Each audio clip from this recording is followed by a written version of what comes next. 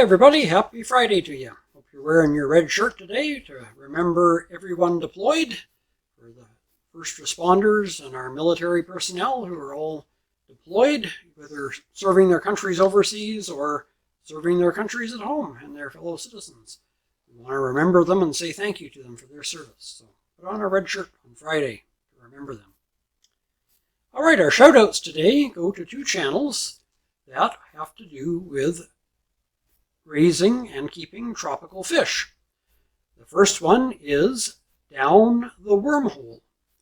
Dee has a wonderful channel, and not only does she raise fish, but she has some other things as well. I think she has a ball constrictor or a ball boa constrictor. And anyway, they have quite a few pets, but really fascinating channel. And every Sunday morning she does a live stream. So check out Down the Wormhole. And the second channel is from Australia. Real character, and I love watching him. He's just hilarious, but knows his stuff. And that's Thirsty Rabbit Tanks to You. So be sure and check out those two channels. I know they'd both appreciate your support, and if you leave a comment or two. So check them out. That's Down the Wormhole and Thirsty Rabbit Tanks to You. All right, are you ready for Chapter 3 of Land Rovers? Let's get to it.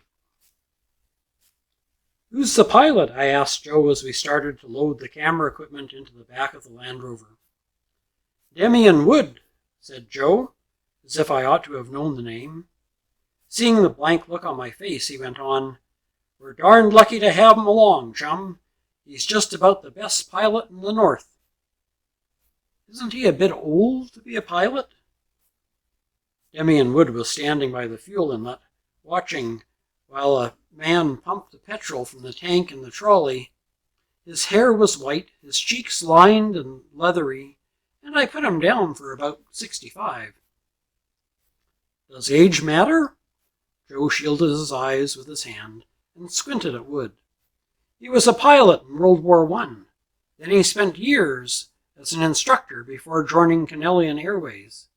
He's the director of the company, but they still can't keep him on the ground. He grinned.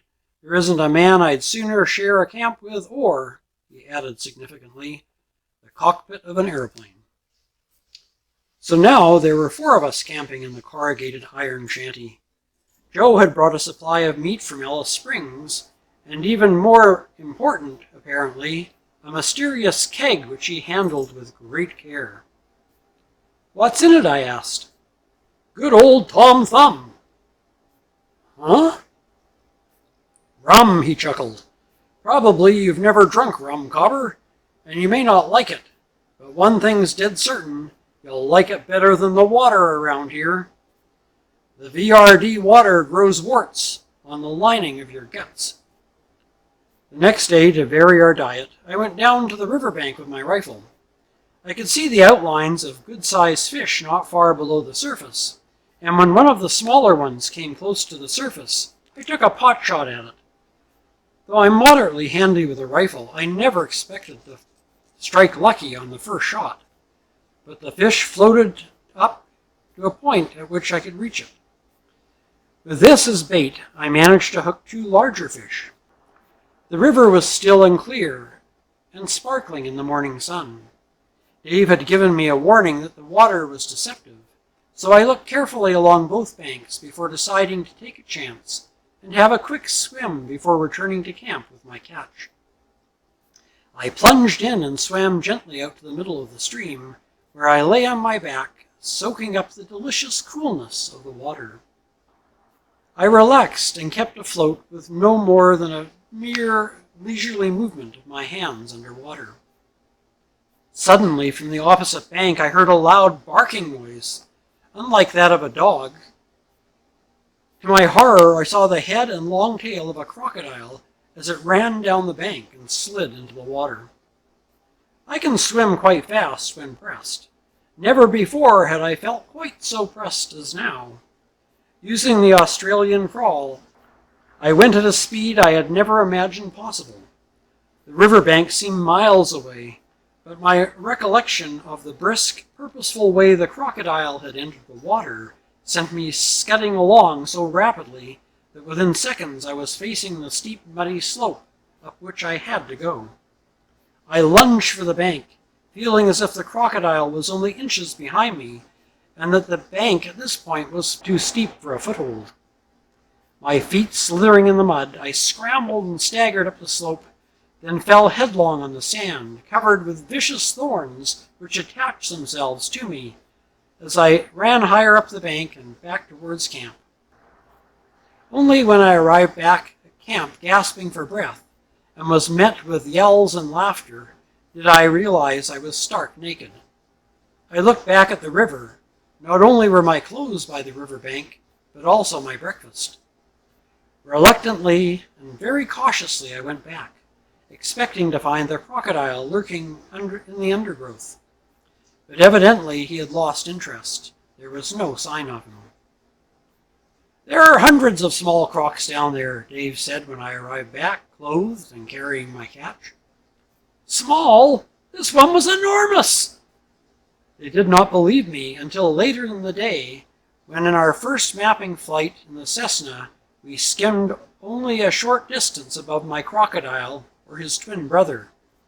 Grudgingly, Dave conceded that the crocodile was 14 feet long, or 15 or 16 perhaps.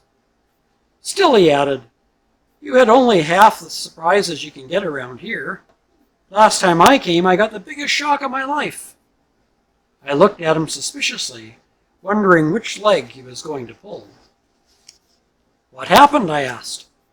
"I went down to the river for a swim, just like you did.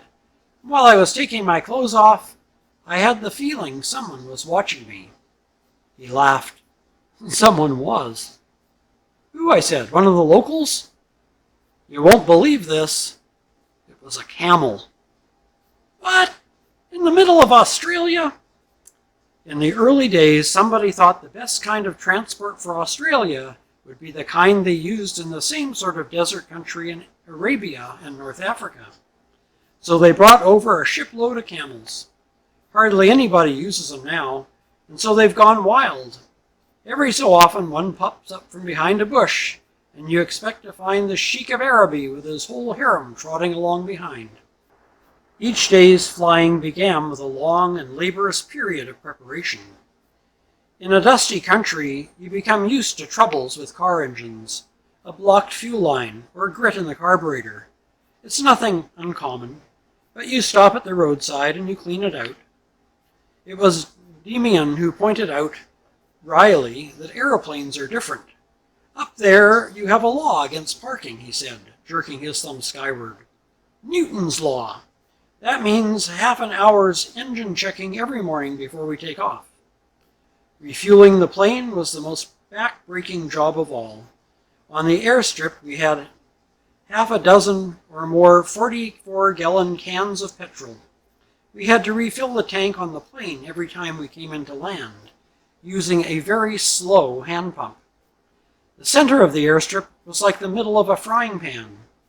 The plane itself provided no shelter from the sun, and we took it in turns to stand there for half an hour, pushing and pulling the handle of the pump, while the sweat streamed down our faces and necks. Toward the end of the half hour, every minute seemed like a nightmare. The handle grew harder and harder to push. Every gallon of fuel seemed like an ocean.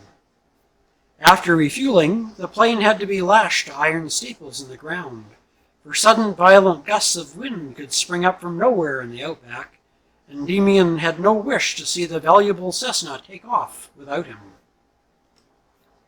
The little plane seated only 3. The photographer sat beside the pilot in the front, and behind them was perched the navigator. The purpose of these flights was to take aerial photographs of the country, in strips about 20 miles long and 6 miles wide. Then on the ground, these could be followed up by marking in accurately the points shown by the photographs, such as creek beds, station homesteads, water tanks, bores, and fences. The camera we used for aerial photography had to be held and operated by hand. It was a very heavy, cumbersome piece of equipment, weighing almost 25 pounds, and, as somewhat naturally the rest of the crew would not trust a Pommy with a job of navigator over this rough terrain, operating the camera was my job on every flight I made. To keep the heavy camera in position, it had a handle on either side. It was a physical impossibility to lift the camera off one's knees to the required filming position if the plane happened to be making a bank at that moment. Newton's law, Damien reminded me over the roar of the engine. The force of gravity was a good deal stronger than I was. Heaving the camera up and twisting my body so I could take photographs out of the window became very tiring after an hour. The only concession the camera's manufacturers had made was the provision of a rubber pad over the viewfinder to prevent the operator's eye from being gouged out if the plane gave a sudden jolt, which it did quite often, even in Damien's experienced hands. Never mind, he grinned when he saw me massaging my tired arms. Remember the thoughtful man who designed the eyepiece. On the first flight, we photographed for more than 2 hours at about 5,000 feet, and then climbed to 10,000 and used a vertical camera already fixed to a stand to photograph a new road. I had boasted to the others that there was no ship or aircraft in the world that could bother my hardy stomach. But now, as I put down the handheld camera, everything swam in front of me. And a moment later, I was clutching one of those tough paper bags provided on aircraft, even in the remotest spots, like Victoria River Downs. Damien laughed sympathetically after the spasms of sickness were over. It's because we were going around in circles, so you could take photographs from the sunny side. If you bank steeply, you drop down very fast, along the line of the lower wing. I don't expect you'll suffer it again. You'll soon get used to it. At that moment, I cared very little whether I got used to it or not. Bleary-eyed, I took the remaining photographs. When we landed, I staggered back to camp. "Tucker's up!" shouted Dave. "Steak and eggs!" I shook my head. I just had time to run for the solitude of the bushes. And that's the end of Chapter 3. So next week we'll start Chapter 4, Shower Bath for Giants. There you go. So I hope you enjoyed today's chapter, and we'll get to Chapter 4 next week. Alrighty. I know, but you gotta take the bad with the good. The medicine that cures you probably tastes like it's gonna kill you. That's just the way the world goes. So, yes indeed, we're gonna have a groaner. Are you ready? Man walked into a barber shop, sat down in the barber's chair, and he says, "I want you to part my hair in the middle from ear to ear. Comb it forward, comb it back. I want to part from ear to ear." And the barber says, "What? Why do you want that?" The guy says, "I'm tired of looking like everybody else. Everybody parts their hair on this side, or parts their hair on that side, or parts their hair in the middle. I want to be different, so part my hair from ear to ear." So the barber complies with the gentleman's request and parts his hair from ear to ear. Man looks in the mirror and says, "That's good, I like that, thank you." Pays the barber and off he goes. About 3 hours later, the same man walks in, plops himself in the chair, and he says, "Fix my hair. Put the part back where it was." The barber says, "Why? You tired of being a nonconformist? Tired of looking like nobody else?" And the man says, "No. I'm tired of people whispering in my nose."